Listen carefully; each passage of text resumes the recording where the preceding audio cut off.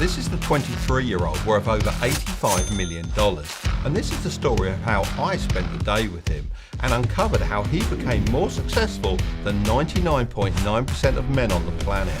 But the craziest thing about all of this is I let him take control of the day, so I didn't know what to expect. Good morning. How are you? I'm very well, how are you? I'm very well. Akeem. Thank you very much. No problem. I can't lie, don't know what the day's holding, as we've said. We're just in one of the best places on this planet. I'm really hoping that we can show how Eman's come from nothing and grown his wealth to where he is today. He's done it in an amazingly short amount of time. That's the hard bit to comprehend, is the time scale. He's 23 years old and worth around about 80+ million. It's quite amazing as we drive along the Palm. When you look at it, you wouldn't actually think that each of these branches was as long as it is, and I'm guessing this is going to be about a mile long. Yeah, it's quite surprising. How are you, sir? Apologies, the place is a bit of a mess. I always use that line. It looks gorgeous. That's stunning, isn't it? Absolutely stunning. Yeah, how long have you owned this property? So this place I'm renting at the moment. Yeah.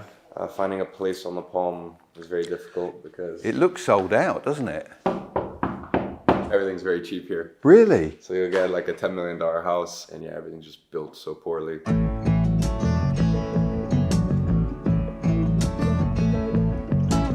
That house sold I think for $35 million. That one right there is 100 mil. But that one at the end is just crazy. The rent on this is like $50,000 a month. And are you looking to make this your base, Dubai now? Yeah, 100%. That and South Africa? Yeah, Cape Town. Cape Yeah. Town's the best, bro, I'm telling you. Now, I knew that Eman was doing well, but having a villa on the Palm, well, that's next level. It's one of the most desirable places to live in the world, and he's achieved all of this from very humble beginnings. He's living the life that many people dream about. I was intrigued to know if he still wanted more. You said it was about $50,000 a month to rent. Yeah. Do you begrudge that a little bit? I mean, it is what it is because I'm still only, 6-7 years into having a business. If you're always on a trajectory up, then you always know that you're gonna get to a point where you can upgrade. Like I always tell people, listen, would you still buy that same house if you had $300 million? And they're like, no, I'd buy this house. That's why, for example, it doesn't make sense to spend $10 million on a penthouse in Dubai because there's always gonna be that new penthouse that's nicer. I don't know, I was looking at Phantom. Yeah. So I really wanted to get Phantom, but they're 18 months at the moment to get them spec'd out. So I was looking at what was on the market. They're all very a little bit too old manny. Yeah. You get something like a Lamborghini Urus or something like that. I hate those cars. Really? I mean, I was thinking about getting a wagon as well because that's my favorite car ever. And then I'm thinking about also getting a Maybach. But once again, we're still here only half the year. We travel in and out quite a lot. Even the house, I've had it for 5 months. I've been there for 3 weeks, 2 weeks, something like that. Most people would be over the moon to be living in a multi-million-dollar villa on the Palm, but to Eman, this isn't even scratching the surface of his ambition. He thinks he's destined for more. Maybe he has some kind of superiority complex. So would you walk around with that particularly nice Richard Mille on in London? Axe, when I walk around with an RM in London. We just have to go through things and talk about where we're going and plan it, and if it makes sense then we can wear a watch. If it don't, then we won't wear a watch. Yeah. Simple as that. So we've arrived somewhere. Yeah, we got a little gift. I would have given it to you at the house, but there's a little bit of there's a few options that you can choose from. Just for valet up front here. Simone, I'll message you maybe 90 minutes. Yeah, I'll let you know. That's the other thing. People come to Dubai for shopping. Yeah. Dubai is the worst place on earth for shopping. For some people, it's their heaven, but for me, European shopping, London shopping is the best in the world. Because obviously a lot of the high-profile stores actually have queues outside, don't they? Yeah, no, that's why You don't need to queue. No. I mean, that sounds bad. Sometimes it depends. It depends on the brand. Eman said he had a surprise for me, and knowing him, it was going to be special. I'm super excited for you to see the rest of this video, but first, I wanted to share something with you that I think could really help you with investing in the long term. Have you heard of Lightyear? It's an investment app that's on a mission to help investors across Europe, and they're kindly sponsoring today's video. One of the things I love about Lightyear is that it's so user-friendly. Even if you're new to investing, you'll find a wealth of data and information on the brands and funds you want to invest in. Another great thing about Lightyear is that it gives you access to over 3,000 stocks and ETFs from all over the world. Lightyear is now available in 20 plus countries throughout Europe, so if you're watching this from a country that spends the pound or euro, it's available to you right now. And if you sign up with my code Tilbury and make your first trade, Lightyear will send you a $10 fractional share of your choice. But let me remind you, investing always carries a risk, and the value of any investment can decrease as well as increase. So be sure to invest wisely and do your research. Now let's get back to this video about E-Man. Walking through the mall, I had absolutely no idea where we were going, but E-Man seemed to have a plan. Because you guys have been traveling so much, I thought I'd give you a little gift. I'm just here to pick up 3 large cabins. I believe my assistant should have called in. I saw you guys traveling a lot, so I thought, might as well. Thank you very much. He has the largest hands, I swear to God. I feel like dying.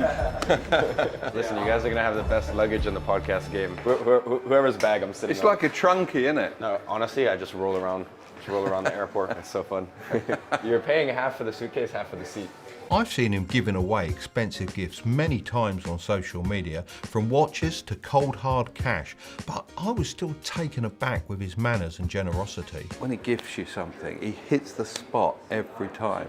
It's unbelievable. However, one thing we can't overlook is how much this helps to cultivate his wealthy and kind-hearted image on social media, which is obviously great for business. But are his intentions pure or purely self-serving?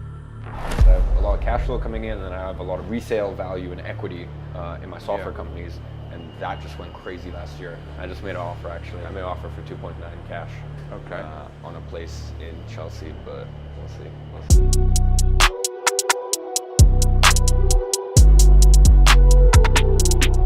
E-Man said we're off to somewhere really hot, so I went for a quick outfit change, jumped in the car, and off we went. Without being rude, and I hope this isn't rude, obviously you have got an actual dad. He's still alive somewhere, I assume. Do you know him? Not personally, no. He was alcoholic abusive, so my mom left him when she was pregnant, because then he wasn't just affecting one person, he was affecting 2. For me, it would be weirder, the idea of having a dad than not having a dad. And what I always say is, it's like, for the people that have a father, it's sure they have a dad, but it doesn't mean that they're a good role model. By having a father, some of the things he taught me, I would say, have held me back through my life. My dad was very much, you shouldn't borrow, because that was taught from the generations before him, from probably World War II and all the various things that went on. It can be a massive advantage, or it can be a massive disadvantage. If you have a father, you might take on 20%, you might take on 50%, you might take on 80% of their beliefs, and if their beliefs are wrong, then that puts you in a bit of a sticky situation. So yeah, for me, it's of course it's a disadvantage growing up in a single parent household, but you know, but you found advantages within that. Every once in a while it can work. What would you put down your accelerated growth to? I think it's just a lot of life circumstance. I think a lot of it is genetics as well, like just stuff that's natural inbuilt. I think there's a lot of people in my situation who just, no matter what, would not have the same level of stress tolerance, and also wouldn't keep pushing. Becoming successful at whatever you do is, sure, it's difficult, but I think staying in that position is really where legends are made, and that's really where, you know, you earn your stripes and you earn that respect. So I think a lot of people can make it. I don't know a lot of people can stay in that same position and keep that same level of intensity. What I achieved, you wouldn't want to, because you're sacrificing so much. You're basically sacrificing your sanity. E-Man says he's genetically gifted with a higher stress tolerance than most, but he is still young, and I can't help but be concerned about the long-term effects of living under these conditions. In my youth, I thought I was invincible too, and after working myself to the bone, I had a serious health scare that shocked me back to reality. I wonder if E-Man is heading down a similar path. I'd never call myself British though. No? Nah. So what do you call yourself? Confused. Before I knew it, we'd arrived at our next destination, the desert. You seem to know something.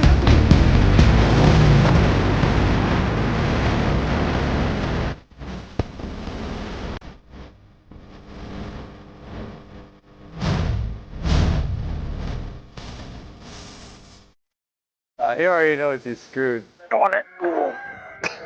I'll tell you what, it's hurting my hip actually. I've got to be honest. It's a pretty wide animal. I thought it was meant to be a camel, not an elephant. I'm slightly scared. Here we go.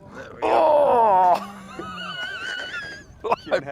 Well, that's high up. Unbelievable.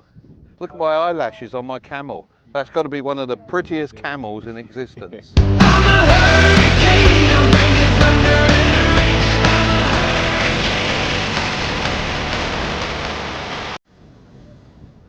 Big downhill section coming up. Jeez. That's all right, just getting off.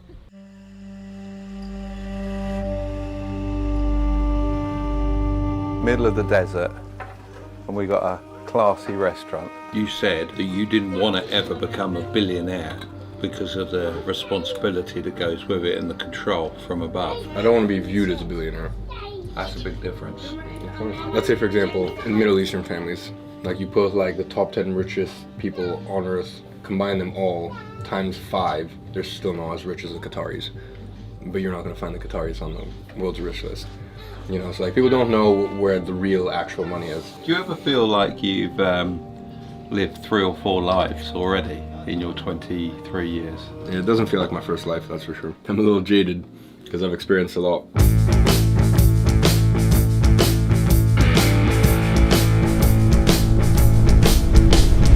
After an amazing couple of hours, I began thinking, this is probably just a normal day for E-Man, and if I did all these things at his age, what would there be to look forward to? When I became a millionaire in my early 20s, I was very cautious of letting my lifestyle get out of control. I know it sounds funny, but I had this rule that I would do something that made my life a bit better each year. But E-Man's already done it all, so I was curious to see how he approached this potential issue. Do you ever worry when you can see all the experiences, do all the experiences, that you'll eventually have experienced everything there is to experience? You find what you like and what you don't like. Like I couldn't care less about certain things that people find. Like for example, I went on a safari. Yeah. Super nice, like $100,000 safari. Hated it. Really? Couldn't care less. There's only so many times you can watch a lion lick itself. Like it's, for me, it's just, but I know for some people that's like insane, like life-changing. Compare that, and then I had one night in Nepal where I slept in a tent. That was one of my best memories so far this year, like sleeping in a tent. Certain things you can't explain. Yeah. You know, there's just little quirks and little things that you just enjoy doing. Like I just really like, for example, walking. Rather than a $100,000 safari, I'd rather just walk in Paris. Our day wasn't over yet. What E-Man showed me next was utterly jaw-dropping. Before we open it,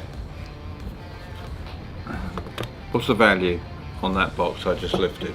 I don't know, maybe 2? Yeah, let's clarify that. That's 2 million Yeah. pounds. Pounds, yeah.